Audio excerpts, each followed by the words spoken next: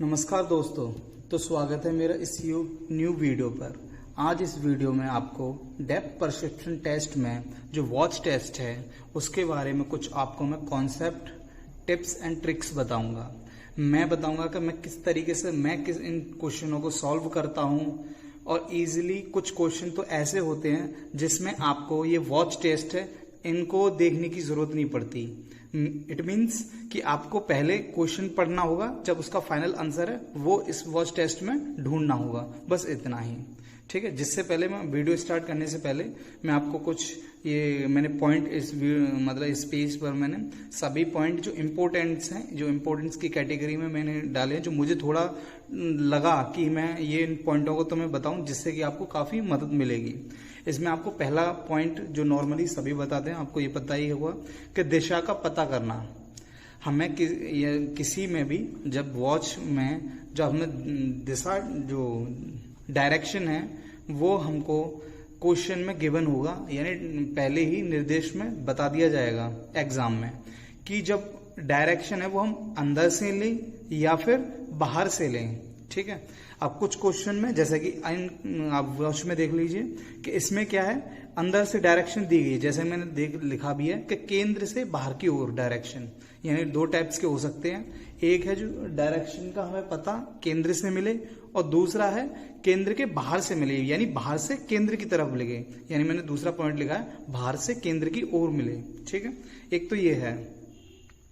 दूसरा मेरा पॉइंट है कि आपको नीचे स्लाइड करता हूं। ठीक है। दूसरा पॉइंट है मेरा कि कुछ कमेंट्स आते हैं कुछ बच्चों के कि वो ये पूछना चाहते हैं कि वो नॉर्थ, साउथ, ईस्ट में या फिर सामने या फिर विपरीत, इसमें काफी कंफ्यूज रहते हैं। तो मैं इस बारे में कुछ बताऊंगा कि आप इस वॉच में देखिए, यानी जो इसकी डायरेक्शन है वो अंदर से बाहर की तरफ है, यानी नॉर्थ, ईस्ट, साउथ, वेस्ट है। ठीक है।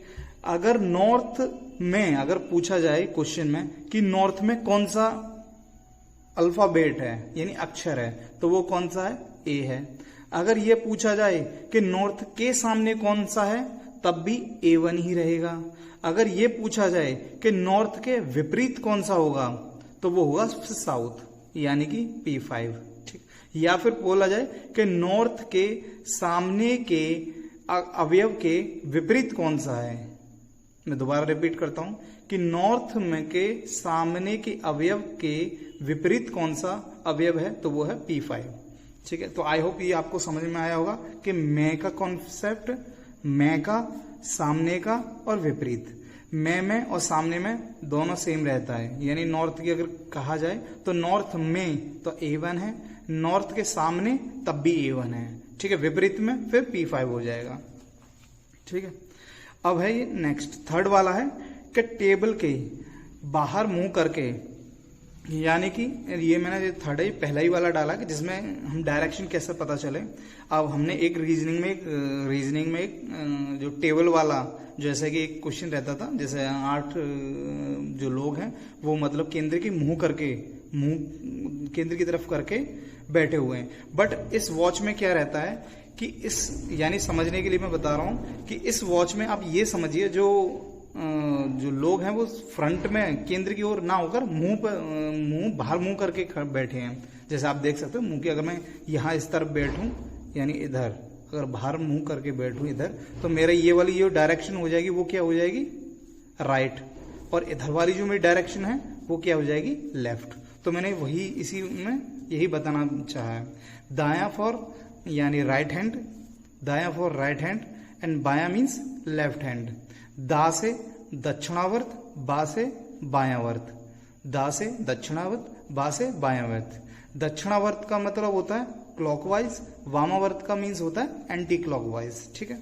अब जो नेक्स्ट है ये सबसे इंपॉर्टेंट है, ये मैं इसको काफी इंपॉर्टेंट मानता हूं कि ये वो की पॉइंट है जिससे कि हम फिगर को देखें नहीं, यानी जब हम क्वेश्चन रीड कर रहे हैं तो हमें बार बार फिगर को ना देखना पड़े, वॉच को ना देखना पड़े।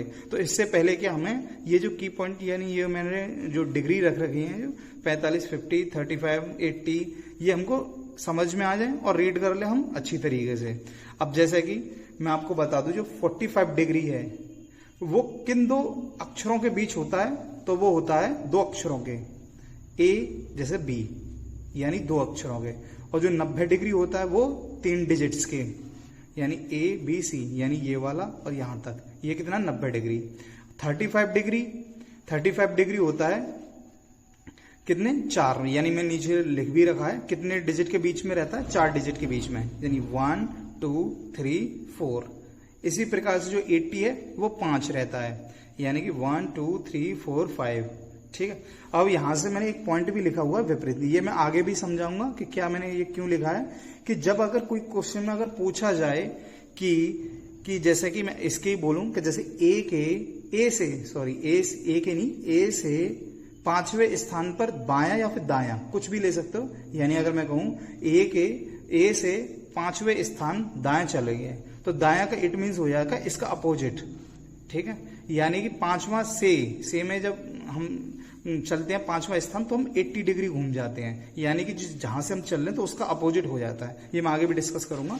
यहां पर देखिए आप, ये यानी 225 कितना हो जाएगा, यानी 6 डिजिट के बीच में, और 270 7 डिजिट के, एंड 315 ये हो जाएगा 8 डिजिट के बीच में। यानी कि यहां पर मैंने एंगल को बताना चाहा है कि कितने डिजिट के एंगल, 2 डिजिट के अंदर या फिर कितने डिजिटों के अंदर एंगल का कितना डिफरेंस रहता है, ये मैंने बताया जो है इस क्वेश्चन में। ठीक है, अब ये हो गया, आई होप कि ये समझ में आ रहा होगा। अब मैं नेक्स्ट पेज दिखाता हूं आपको। ठीक है, अब जो नेक्स्ट मेरा पॉइंट है वो है दायां या बायां से 5वां या के चौथा, यानी कि इसमें जो यहां पर आप देखिए से और के का इंक्लूड मैंने वो कॉन्सेप्ट बताया है। से का मतलब होता है जहां हम जिससे डिजिट से स्टार्ट कर रहे हैं उसे हम इंक्लूड करके चलें। ठीक है, जहां से हम स्टार्ट, जैसे कि अगर ये ए है तो यहां से अगर बोला जाए कि ए के बायां दूसरा बताइए, ए से बायां दूसरा बताइए, तो ए से में का मतलब है इसको भी इंक्लूड कर लूं मैं, तो यहां से दूसरा कौन सा हो जाएगा, ये वाला, यहां पर बी मैं एज इट लिख दे रहा हूं, ये हो जाएगा। यानी से का मतलब होता है इंक्लूड करना, यानी कि ऐड करना, यानी उस डिजिट को जिससे वो पूछ रहा है। के का मतलब है एक्सक्लूड मतलब कि उसे हटाकर, यानी छोड़कर, ये हो जाएगा छोड़कर।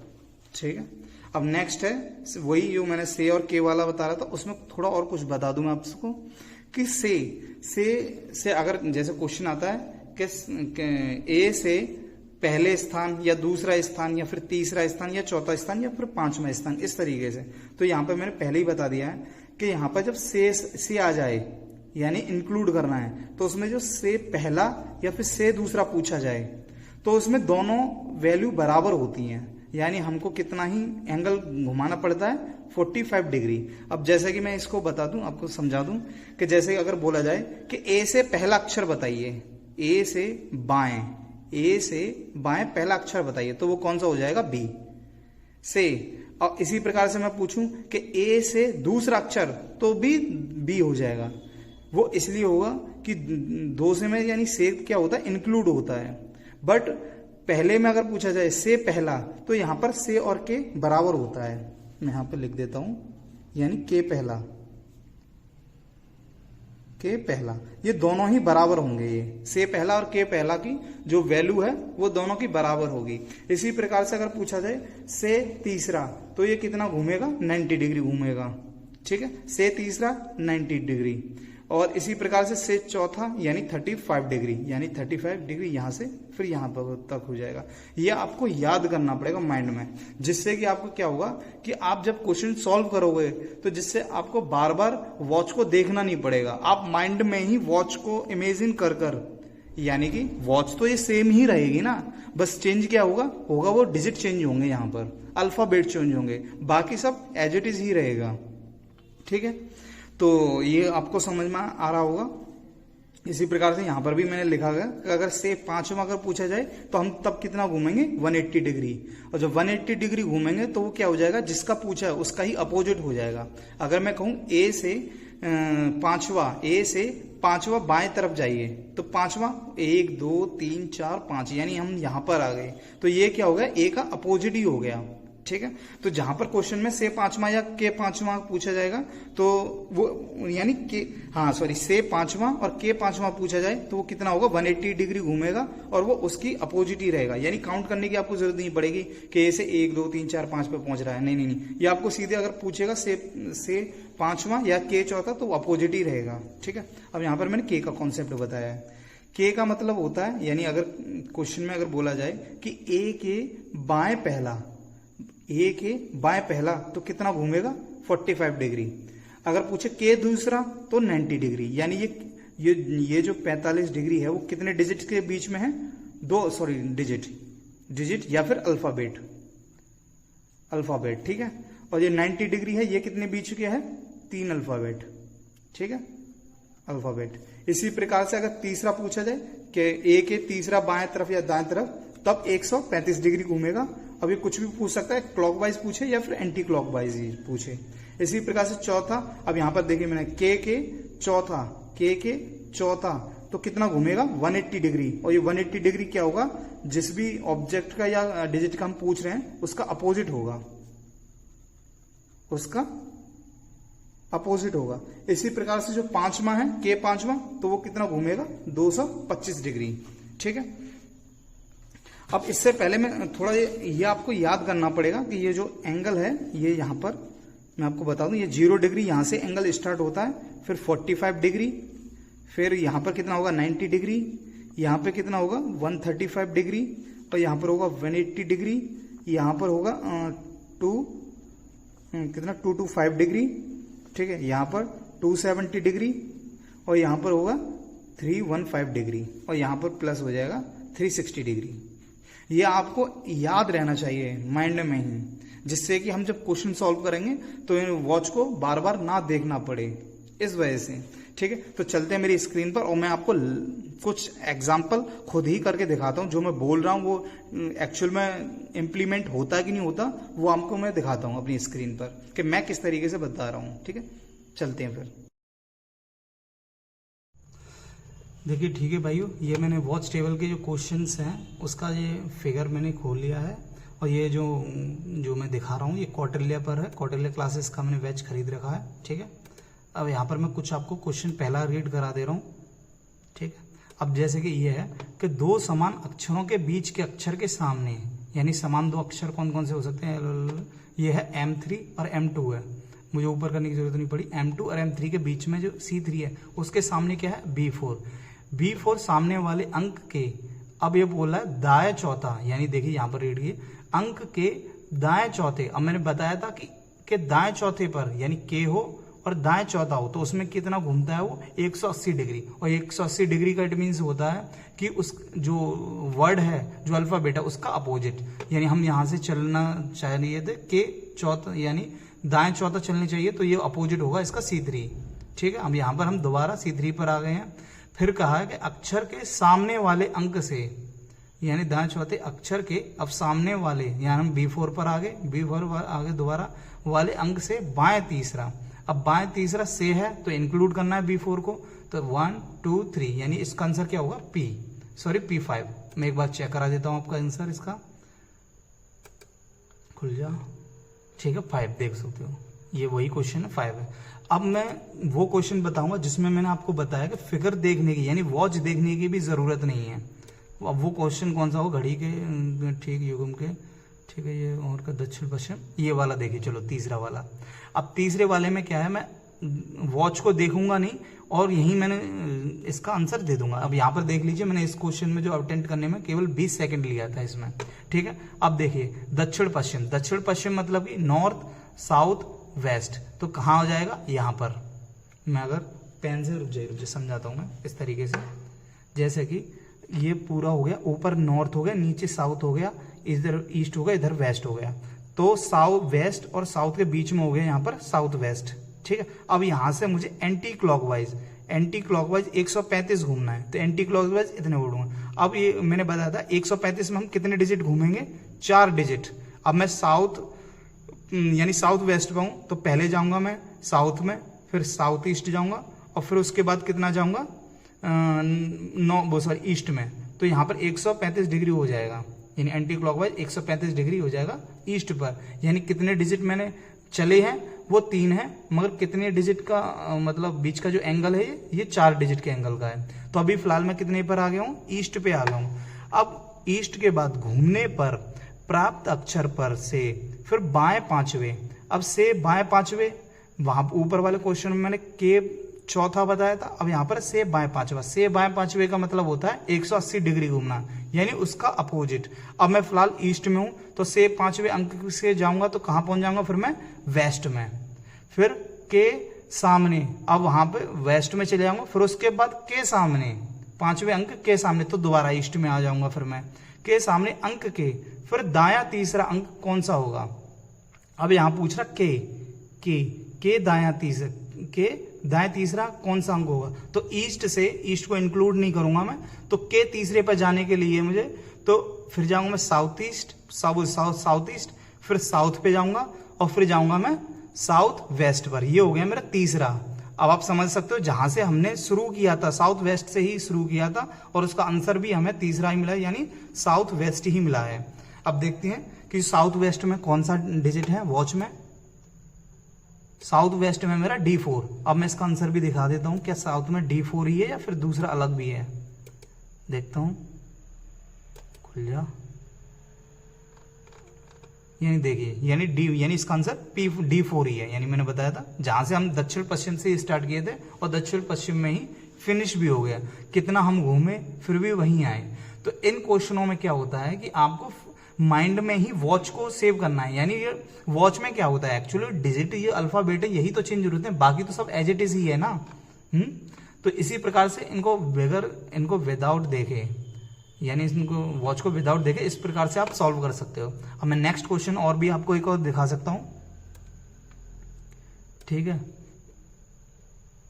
अब जैसे सेम देखिए ये वाला 5 वाला, ये भी कह रहा दक्षिण पूर्व। दक्षिण पूर्व मतलब किधर साइड में हो जाएगा, इधर, यानी कि इधर।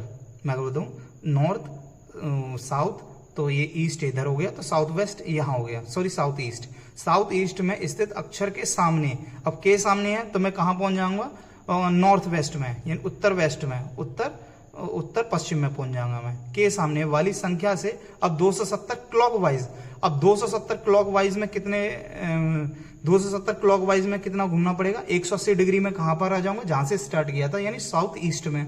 फिर उसके बाद कितना है, 90 डिग्री और घूमना है, तो 90 डिग्री और घूमूंगा तो फिर मैं कहां पर आ जाऊंगा, साउथ वेस्ट में, यानी दक्षिण पश्चिम में आ जाऊंगा फिर मैं, इसके अनुसार। फिर घूमने पर प्राप्त अक्षर के सामने वाले अंक से, यानी कि अब दक्षिण पश्चिम से के सामने, यानी के सामने हो जाएगा उत्तर पूर्व, उत्तर पूर्व आ जाऊंगा। अब मैं उत्तर पूर्व पे पहुंच गया हूं, वाले अंक से दाएं तीसरा अंक।